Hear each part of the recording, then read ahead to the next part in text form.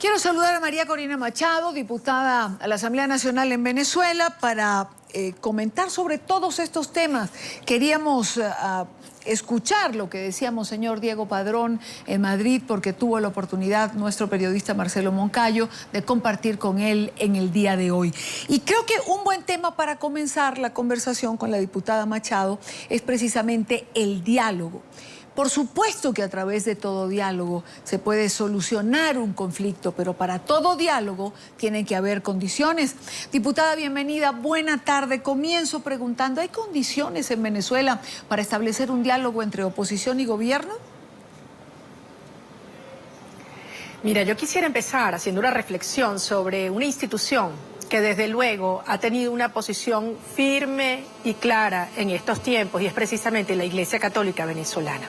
En su comunicado del 2 de abril, Idania, la Iglesia Católica le advertía a Venezuela que lo que existe en el régimen actualmente en el poder es un proyecto que quiere imponer un modelo totalitario. Y en ese entonces también alertaba sobre la necesidad de un diálogo en términos tales que garantice que efectivamente Venezuela pueda transitar a la paz y a la libertad.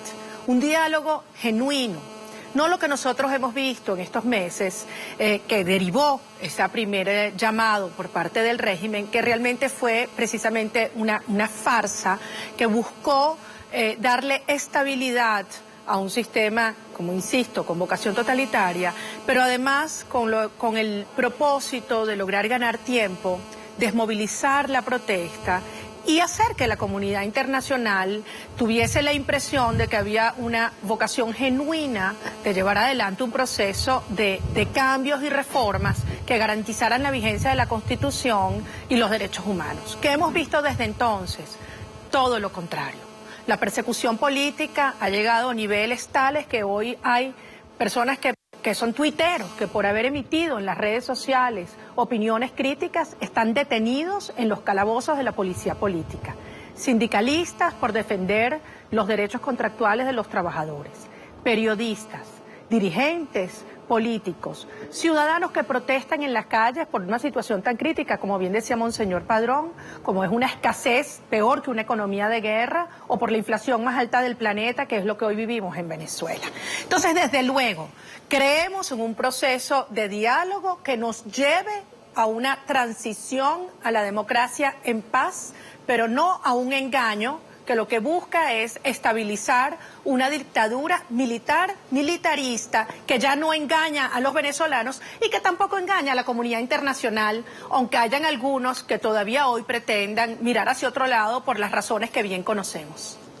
Claro, lo que, por ejemplo, uno puede preguntarse cómo plantear un diálogo si ante la solicitud del Alto Comisionado de Naciones Unidas, por poner un ejemplo, para los derechos humanos, Zeid Ra'ad al-Hussein, que ha solicitado la libertad para presos políticos como Leopoldo López, el gobierno de Maduro responde hoy que el funcionario se extralimitó en sus funciones y con sus declaraciones se hace eco de la campaña mediática internacional, que es ya una respuesta que hemos oído muchas veces, pero realmente uno ya no sabe ni siquiera qué posición asumir ante declaraciones de este tipo. No, bueno, peor aún. Vemos lo que ocurrió el viernes pasado. La reacción del régimen fue detener en la misma cárcel militar de Ramo Verde, donde está en este momento Leopoldo López y el alcalde Ceballos, nada más y nada menos que a la alcaldesa de San Diego, la esposa del alcalde preso también en su Escarano, por exigir que se le entregara el informe médico que se le había realizado a su marido, donde decía que debía tener una operación de urgencia. Por ella exigir que se le entregara el informe, que es un derecho que tiene como preso político en su Escarano, se le detuvo y se le mantuvo varias horas aislada. Imagínate, una fuerza militar deteniendo a una autoridad civil. Entonces, esta es la respuesta de un régimen que simplemente no cree en respeto a los tratados y que no cree en el respeto a la Constitución. Pero esto es lo que nos tiene que llevar, entonces, es a lo que Venezuela enfrenta hoy, producto además de una situación económica, no solamente devastada por el horror que han cometido en la destrucción de nuestra capacidad productiva, de la corrupción en todos los planos de la administración pública, pero ahora agravada por una crisis petrolera, en una caída sustantiva, significativa de los precios del petróleo. Esto nos lleva a una situación verdaderamente crítica, no solamente económica y social, sino una crisis institucional y moral que ha llegado a unos niveles sin precedentes y que hace que la sociedad venezolana anhele, exija y clame por un cambio político profundo, que desde luego nosotros luchamos porque sea a través de un proceso de transición pacífica, pero que no vamos a permitir que sea el apaciguamiento y la doblegación de todos aquellos que hoy luchamos por el respeto a la vida en democracia y libertad. Usted ha mencionado la situación de los precios del petróleo, es decir, de un precio que llegó a estar en $120 por barril a uno que está en 77, la diferencia asusta. Y asusta cuando se tiene una economía como la venezolana, con una inflación la más alta del mundo, con una escasez que ya supera, por ejemplo, en medicamentos el 70%, y leí que en productos de la canasta básica ya supera el 80-85%. ¿Qué le espera a los venezolanos en los próximos meses? Es decir, ¿qué le espera a los venezolanos para el mes de diciembre, por ejemplo, con estos precios del petróleo y la falta de liquidez que tendrá el gobierno? Bueno, y además cuando uno piensa lo que este régimen logró, cuando llegó Hugo Chávez al poder, más de un 20% de los ingresos, de las exportaciones, venían de sectores distintos al sector petrolero. Hoy, el 97% de lo que Venezuela exporta son productos vinculados al petróleo. ¿Por qué? Porque han destruido todo aquello que generaba autonomía, riqueza y empleo en el país, haciéndonos absolutamente dependientes del petróleo. Pero es que también destruyeron la industria petrolera, porque Venezuela hoy produce 1 millón de barriles menos de lo que hacía hace 15 años. Hace 15 años el costo de un barril de petróleo era $4 por barril para PDVSA, hoy es 6 veces eso, es $24 por barril. Esto ha colocado a PDVSA en una situación financiera muy crítica, de tener una deuda mínima hace 15 años a tener hoy una deuda solo de PDVSA por encima de los 43.000 millones de dólares. Y llegando a un extremo que por primera vez en nuestra historia Venezuela está importando crudo. No solamente de Algeria, como se avisó y se notificó hace unas semanas, a pesar de que el gobierno lo negó, pero hace 2 días tenemos una nueva información de que se va a importar crudo ruso por vía de una empresa china. ¿Por qué? Porque la capacidad de producción del petróleo ligero venezolano se ha reducido sensiblemente y se necesita el petróleo ligero como diluyente. ¿Por qué digo esto? Porque la situación venezolana es dramática. Tuvimos un déficit fiscal por el orden del 16% el año pasado, que como usted bien decía, tuvo un promedio, el promedio del petróleo, el precio del petróleo del año 2013 fue de $98. Hoy estamos ya por el orden del 76. Cada dólar que baja el precio del petróleo significa que Venezuela ingresa al menos unos 500 millones de dólares, alrededor aproximadamente, menos. Ha caído $24 en los últimos meses, es decir, multiplicado por 500, representan 12.000 millones de dólares al año, menos de lo que estaba previsto recibir en estos 12 meses. Esto es dramático para un régimen que además se ha endeudado, ha multiplicado por 6 la deuda global de la República Venezolana. ¿Qué nos espera a los venezolanos? Una situación muy crítica, no solamente en términos de inflación, en términos de escasez y desde luego en términos de la estabilidad social. Al extremo, y para aquellos que necesitan ver estudios de opinión para convencerse, en mi caso, te digo, yo lo siento en estos recorridos y contactos que tenemos todos los días con venezolanos en todos los rincones del país, al extremo que hoy el 68% de los venezolanos está clamando porque el señor Maduro se vaya del régimen, salga del gobierno antes de lo previsto. Un 48% dice que quiere que haya un cambio de régimen ya. en el año 2014. Solo un 16% habla de que el señor Maduro termine su mandato en el 2019, porque además hay un 80% del país que habla de un rechazo contundente a las políticas de este régimen y a la situación que hoy en día vivimos los venezolanos, paradójicamente después de 15 años de la mayor bonanza petrolera de nuestra historia. Aquí usted menciona, diputada, las cifras. Recientemente, dos empresas importantes de opinión pública como Consultores 21 y Datos ha publicado o se ha filtrado encuestas que terminaron recientemente, es decir, fueron hechas ya los últimos días de septiembre y los primeros de octubre. Usted habla de un 80% que rechaza al gobierno. Evidentemente cayó hasta un 30% la aprobación de la gestión de Nicolás Maduro. Y uno de los datos que más me llamaba la atención, un aspecto importante, es que se responsabiliza directamente a Maduro de las malas políticas económicas, de la escasez, de las inmensas filas que hacen los venezolanos a diario, lo que no ocurría con el presidente Chávez.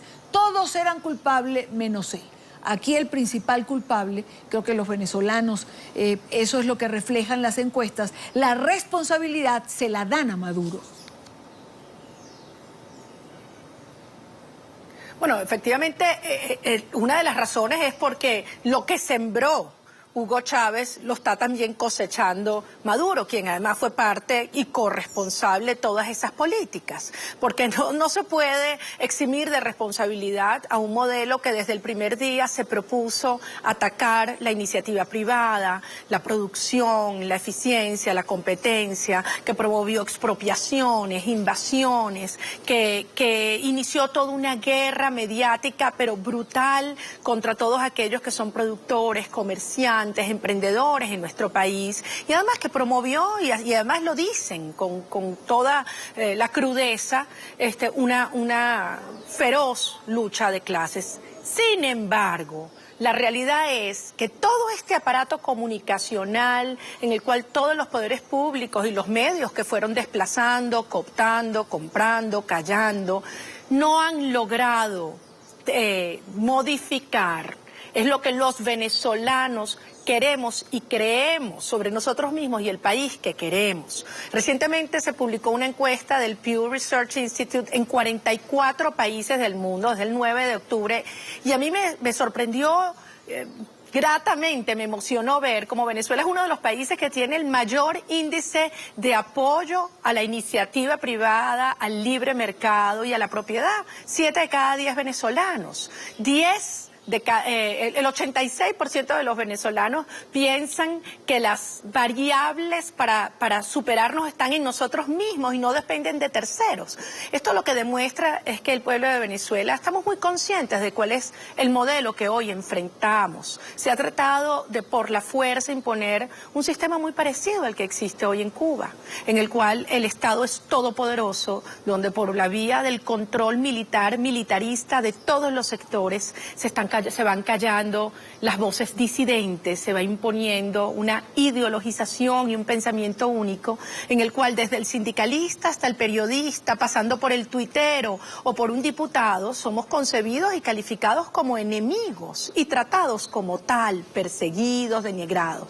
Sin embargo, fíjense dónde estamos hoy. Una Venezuela que estaba dormida, dividida a principios de años, vivió un proceso inédito de movilización y de protesta cívica, y esa misma encuesta que usted menciona hoy, dicen que el 54% de los venezolanos considera que la protesta fue decisiva para la caída del apoyo popular a este régimen, y un 68% dice que hoy hay razones para protestar. Esto incluso después de haber vivido la represión más brutal de nuestra historia, porque ni en las dictaduras militares del siglo XX vimos cómo se utilizaron en estos meses grupos paramilitares armados por el propio Estado, llamados colectivos, para atacar, reprimir y perseguir a ciudadanos, como estos mismos grupos en estos días están confesando, sí, ahora que se le han ido de las manos a este régimen que por ellos intentó imponer una política de Estado de violencia que ha generado este horror que vemos en los índices de inseguridad en nuestro país. Y una última pregunta, diputada Machado. Estas mismas encuestas traen también otro aspecto interesante. Es decir, en la propia oposición se debatió mucho si la protesta de calle tenía sentido, si era mejor no salir a la calle. Y estas encuestas arrojaron que entre el 50 y el 54% de los venezolanos cree que la protesta de calle sí es efectiva y que sí ha tenido efecto sobre el gobierno venezolano. Sí. Eso es lo que mencionaba ahora y esto es muy importante porque también cerca de un 60% de la población dice que en Venezuela hoy hay una dictadura, algo que no era así hasta hace unos meses. Es decir, este proceso de protesta, de movilización, desde luego la represión y la censura brutal del régimen ha hecho que muchos venezolanos abran los ojos a entender la verdadera naturaleza de este régimen, que por todos los está empeñado en preservar el poder, incluso a través de la destrucción de las instituciones que han sido permeadas por el crimen organizado y la mafia internacional, como todos sabemos. Ahora, ¿esto qué nos lleva? A entender que un régimen con esta naturaleza debe ser enfrentado todos los días en todos los planos democráticos. Y desde luego la movilización, la presión, la denuncia, la organización ciudadana es indispensable para que esa fuerza enorme y creciente en Venezuela, que entiende la urgencia de un cambio político de gobierno y de régimen, pueda canalizarse en una misma dirección para hacer que este régimen escuche y retroceda. Y ahí sí podremos ir entonces a un proceso de diálogo que lleve a una transición real a la democracia en paz y con libertad. Porque paz sin libertad es sumisión y eso lo tiene claro la Iglesia Católica, quien nos los ha recordado muchas veces a los venezolanos en estos meses de tensión y de lucha ciudadana y democrática. Quiero darle las gracias a María Corina Machado, diputada de la Asamblea Nacional en Venezuela. Muy buena tarde para usted. Muchas gracias a todos.